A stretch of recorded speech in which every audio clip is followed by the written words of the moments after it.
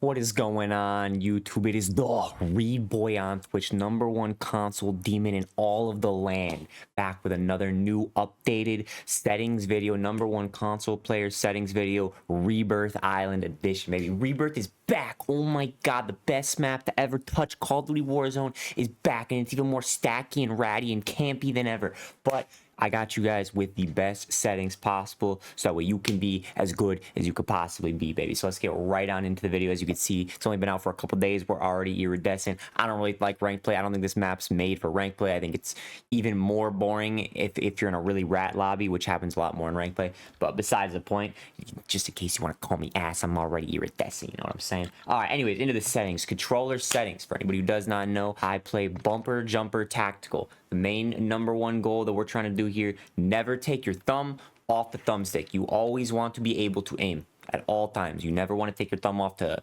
jump or to drop or to do anything. If you can continue aiming while you are, able to shoot, jump shotting, drop shotting, slide canceling, all that, that is the #1 most important thing.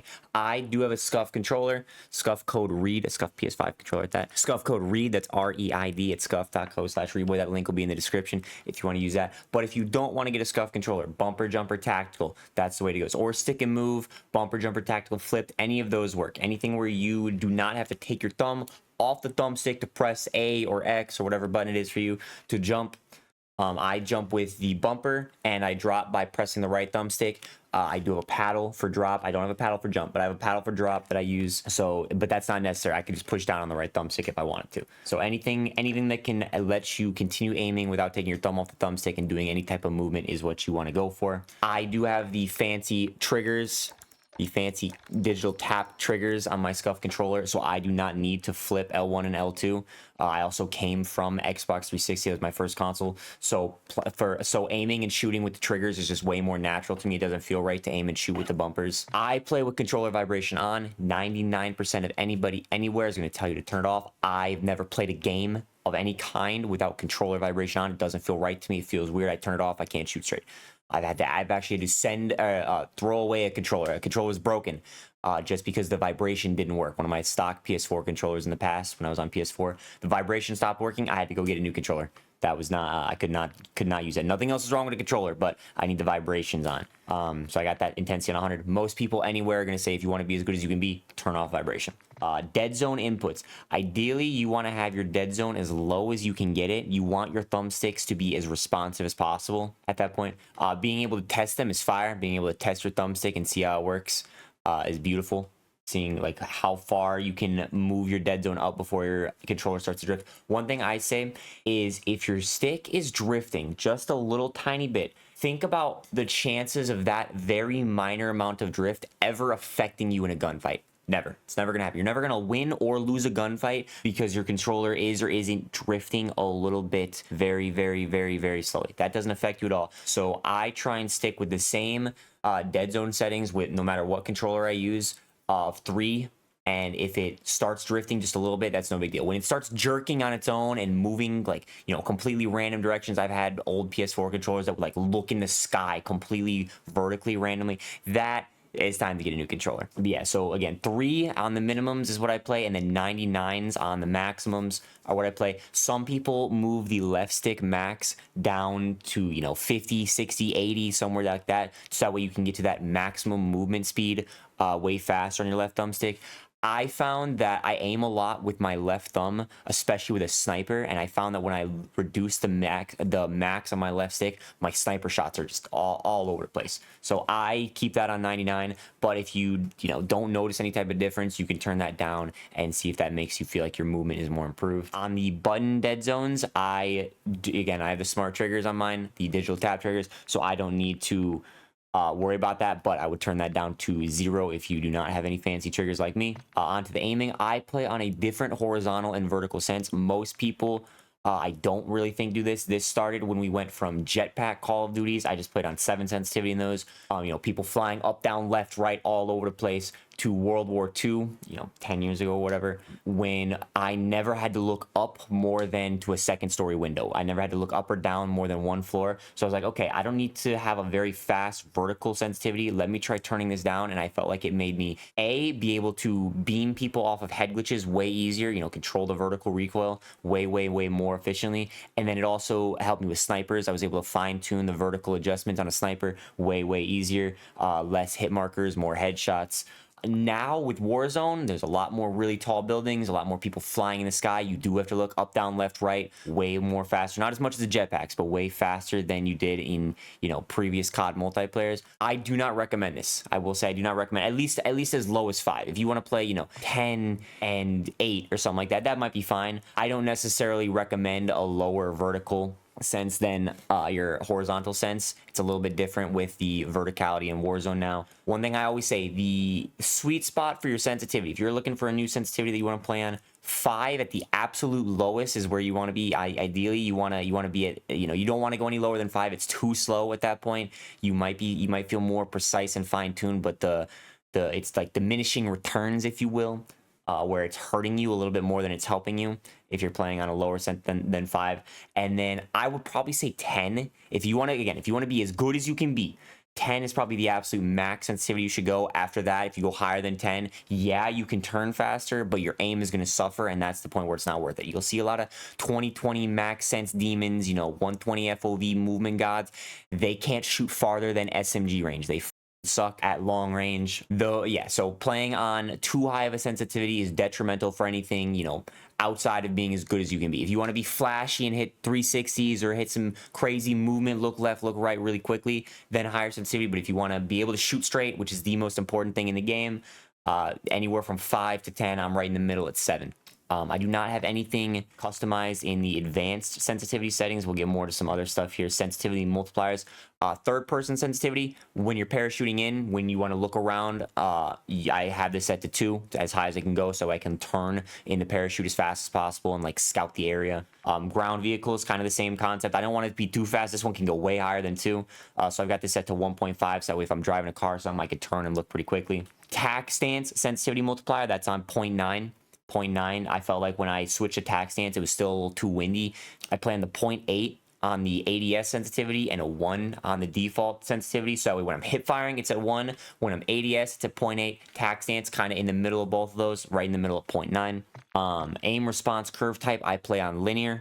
Most people play on dynamic. I don't know really if anybody plays standard. One thing I always say, standard, linear, dynamic, it's personal preference.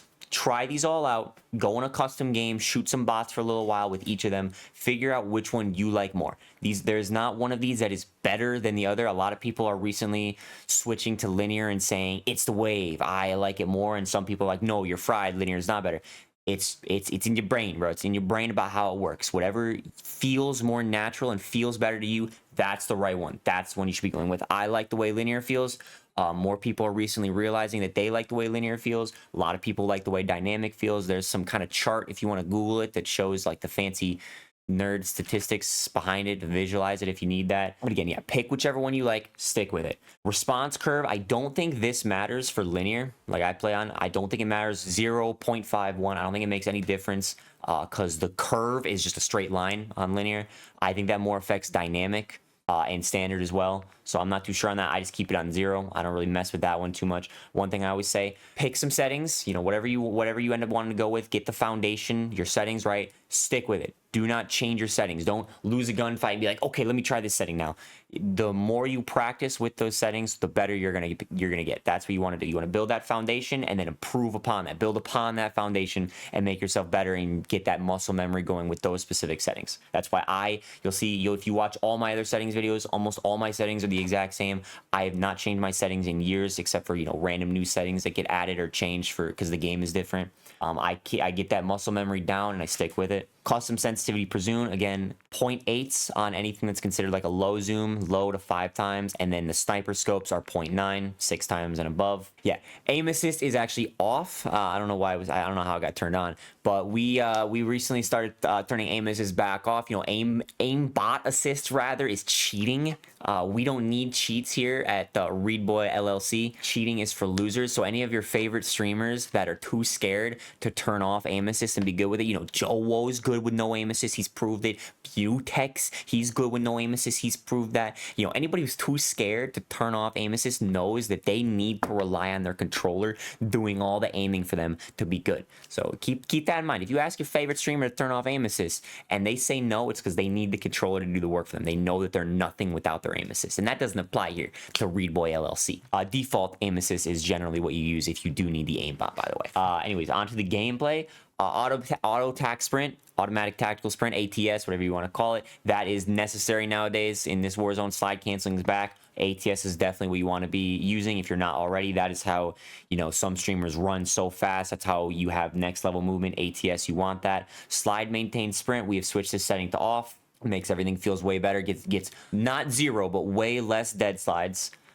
Single tap run, if you do not want to play auto tac sprint for some reason, single tap run is a lifesaver. You only have to push forward on your thumbstick once rather than twice to be able to hit that full speed movement. It A, makes you move faster, B, saves the out of your controller's lifespan with your left thumbstick pushing down on it. All the mantles off. I never ever want to be mantling in the middle of a gunfight. Yes, I do slightly struggle sometimes to mantle when I want to mantle into a window, on a roof, you know, over rocks, stuff like that. I do struggle, but I do not ever mantle in the middle of a gunfight when I don't want to. It's never that detrimental. So I've got all these set to off still. I've recently switched to slide only. I played on tap to slide for the longest because slide only was bugged and you would still dolphin dive even with slide only on.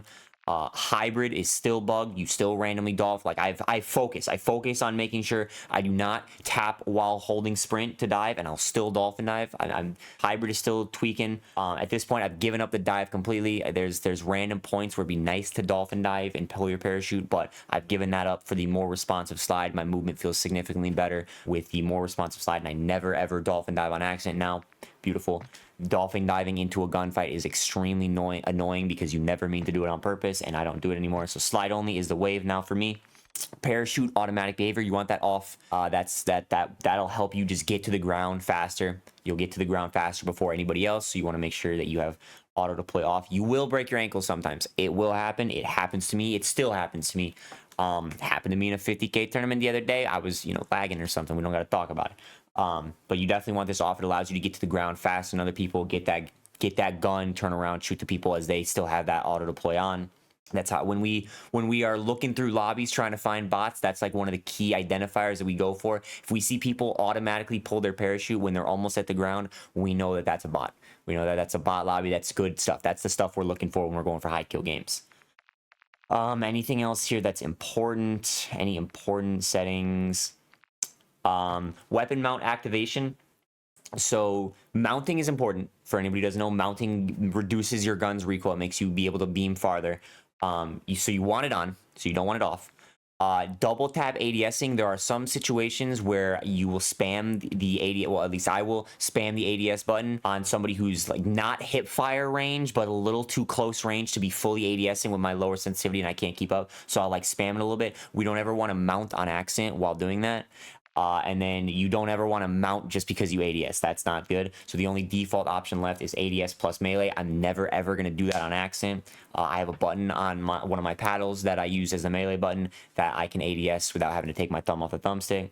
And then a new recent change, this sort of doesn't really apply to me anymore, if you know what I'm saying, but weapon mount exit delay, I turn this to off. That way I just un-ADS. I just let go of the aim down sights button if I ever want to mount up, or if I want to unmount on a wall. What this does is this allows you to mount up and move your left thumbstick, you know, whatever direction, so that way you get that rotational aim assist aimbot that a lot of mouse and crybabies bitch and complain about. So I definitely recommend you turn that off if you like to use that aim assist bot. And then again, hold your left thumbstick in whatever direction whenever you mount up to get some extra aimbot assist. What else? Prioritize interact. This is another important setting.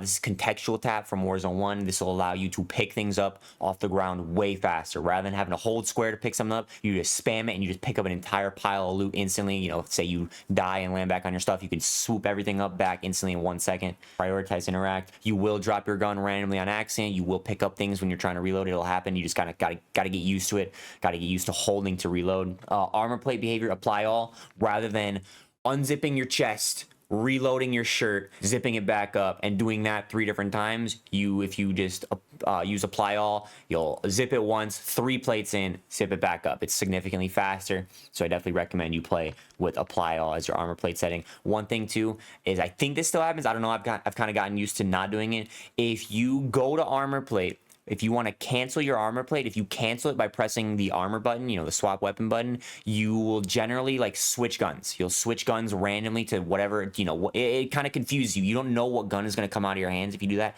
I cancel my armor plate animation with the melee button. If you cancel your armor plate, you know, if somebody's pushing you, you have to stop armoring and you don't have them all in yet, cancel it with the melee button. Whatever gun you had in your hand will be the same gun in your hand again. That's beneficial. That's some little super minor stuff that's very rarely going to make a difference, but can be beneficial to you to know. Manual fire behavior. If you play with this on hold, that's one thing with why, you know, Billy Bobs think that we have modded triggers to shoot our starting pistol fast. If you play with this on hold, your starting pistol shoots like less than half the speed of normal. So you want to play with this on press, spamming the trigger. I do know some people think that like it makes you be able to shoot your burst guns faster. That's not worth it at all. You're using your spawn pistol a lot more than any other gun in the entire game, it feels like. So you definitely want to have this manual fire behavior on press to be able to shoot that pistol as fast as possible. The bulk of the video onto your graphical settings. I've got everything here turned off. You definitely want your motion blurs, film grain, and depth of field off. You want those off for sure. On-demand texture streaming and fidelity. I notice no difference with these on or off. I'm on 1440, 120. Doesn't really make any difference to me when they're on versus when they're off. I don't notice any difference. Eco mode, I've got that set off. Don't need that to be on for any reason. Again, I'm on 120 hertz now. Doesn't look or feel any different than 60 hertz. 1080, 60, 1440, 120 looks and feels the exact same. The nerds like to overhype the fuck out of their extremely expensive technological purchases for no reason, so they feel less bad about wasting their money on something that's not that big of a deal. But we got it on now, might as well. Doesn't hurt to have it on. There's no downside to it. Field of view, I'm on 99, so I've had a recent change of heart. I've stopped really recommending 90 as the lowest. I would go with 100 to 110 is more of the sweet spot for where you want your field of view to be. Anywhere from 100 at the absolute lowest to 110 at the highest. If you go higher than 110, you're going to notice, again, like I say, diminishing returns. It's going to hurt you more than it's going to help you. Same thing with if you go lower than 100. I myself am just so different and quirky and unique that rather than playing on a nice even number like 100, I play on a nice edgy, different, quirky number like 99. But again, anywhere from 100 to 110. If you play on 120 FOV, like a Billy Bob still does, if you turn that down to 110, guaranteed you start noticing yourself getting better. People playing on 120 FOV just because higher number equal better is how their brain works. You turn that down to even 115. Even if you want to go baby steps, 115 but go to 110, you'll notice that you get better. You're consistently winning more 1v1 gunfights. So again, 100 to 110 is the area that you want to be in. You want to be, again, as good as you can possibly be. If you want to just look like you're running around really fast, even though you're running at the exact same speed, go with 120. Go. You go crazy, man. Field of view affected and weapon field of view wide. Third person field of view 90. Vehicle field of view wide. You want to just see as much as possible when you're, you know, not in a shooting position. Third person field of view or in a vehicle. And camera shakes, make sure these are at least 50%. You want your screen shaking as little as possible. The most important setting in the game right here, inverted flashbang. Especially in multiplayer, say shipment, when you get flashbanged, rather than your screen going absolutely bright white and you requiring LASIK surgery at the age of 27, this will save your retinas, if you will. So you make your screen go pitch black instead of pitch white whenever you get flashbanged. Will scare you the first couple times it happens, makes you think your game crashed or something like that, but way better having a pitch black screen than a bright, blinding white sun in your eyes. So inverted flashbang on. I do that setting. Brightness and safe area, I'm on 51 brightness, and this safe area, that's more to your specific monitor settings. That's it with the graphic settings. On to audio. Console audio settings. A console artist war. I set up the artist war setup because of my specific setup and how I can do it. The corny third-party audio that all the PC nerds use, because all my audio goes from my PS5 to my streaming PC first. I hated it. I think that sounds like a dog just took a shit in my ear. So I'm not a fan of the way that sounds. I turn that off instantly. The console version of those settings. Soundbar. I know it doesn't make any sense why that's what you want to plan, but if you feel like you struggle to hear footsteps, soundbar is where you want to go. The volume settings, I have not tested this still. I have not tried this out myself yet, but I've heard if somebody else wants to test this out, switch your in-game master volume down to like 30, 50, somewhere in that area, 30, 50, 25-ish, and turn your headset all the way up. Turn your headset all the way up, master game volume down. They said that helps with footsteps. I have no idea if that's true or not. I haven't tried it. If that's something you want to try, go ahead and let me know how that works out for you. I play master game volume 100. Gameplay music, we have since turned gameplay music all the way down. Dialogue volume, the announcer in your ear that's constantly yapping and doesn't stop talking, that's at 60. He still says important information sometimes in this spree of words that he says all the time. Sometimes the stuff is important, so you do want to have him on. Effects, I'm pretty sure that's the most important thing. You want that turned up. Cinematic stuff is just the music during cutscenes. That's not really important. War tracks. If you don't have your war tracks on, you're scamming yourself. Turn your war tracks on. Throw some music in your vehicles, baby. Paramore, Sweet Home Alabama, La Chona, Suavemente. Beautiful. Beautiful. I love riding around in a whip, cruising, listening to some Mexican music. That shit is fire. Voice chat volume 32. For anybody who hasn't seen my recent Twitter clip of me going against some PC player in the $50,000 tournament, make sure your voice chat volume isn't too high, boys and girls. Bro. There's a bomb down on there. Bro, this kid's such a dick rider, bro. He's literally. Yeah, take that shit. Flare him. We gotta go live. Yeah. That allowed? There's no way that's allowed. Hold on, loud. Bro, he's in game chat. He's in game chat. I can't hear shit. I gotta turn on pro. Bro, like, holy fuck. Oh boy, Z Colors, Ice JJ Fish learned that lesson the hard way. Don't have your voice chat volume too high. Somebody, if they want to be extremely toxic, can take advantage of that, and you won't be able to hear any footsteps. So I got my voice chat volume turned down a decent amount, so that way people will not be able to blast noise in my ears when I need to hear footsteps. Prox chat is on. You do want that on because, yeah, like I said, my in-game mic sounds like this.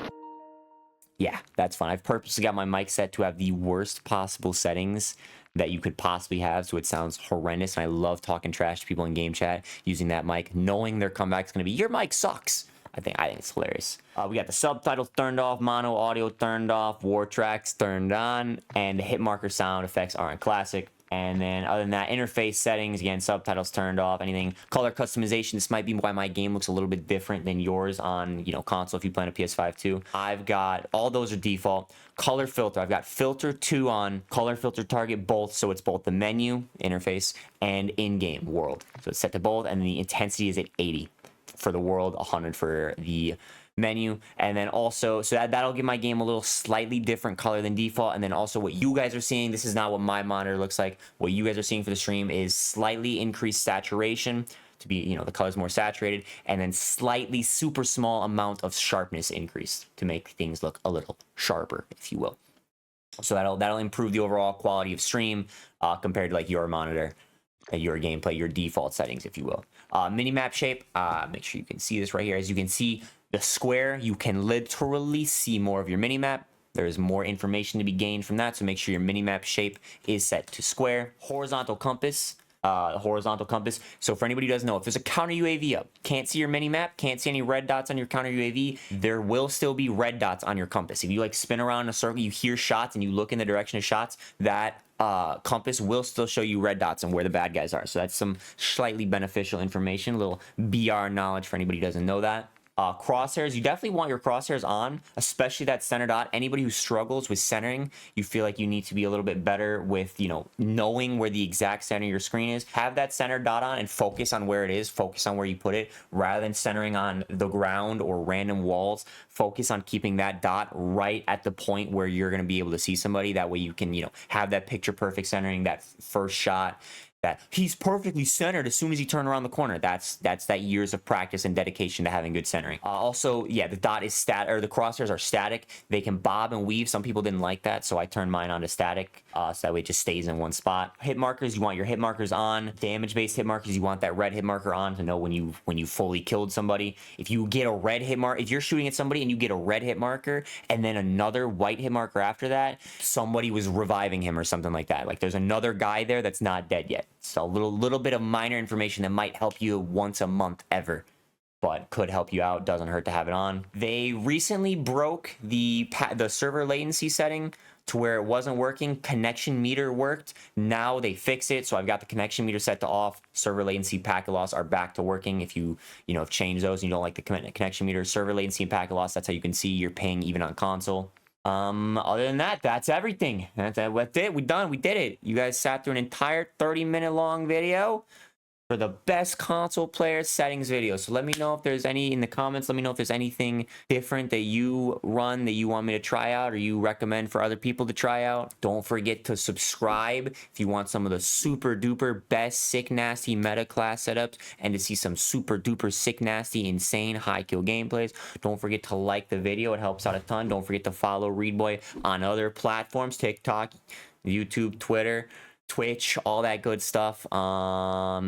Yeah, go team, go us, go Reidboyy, really good.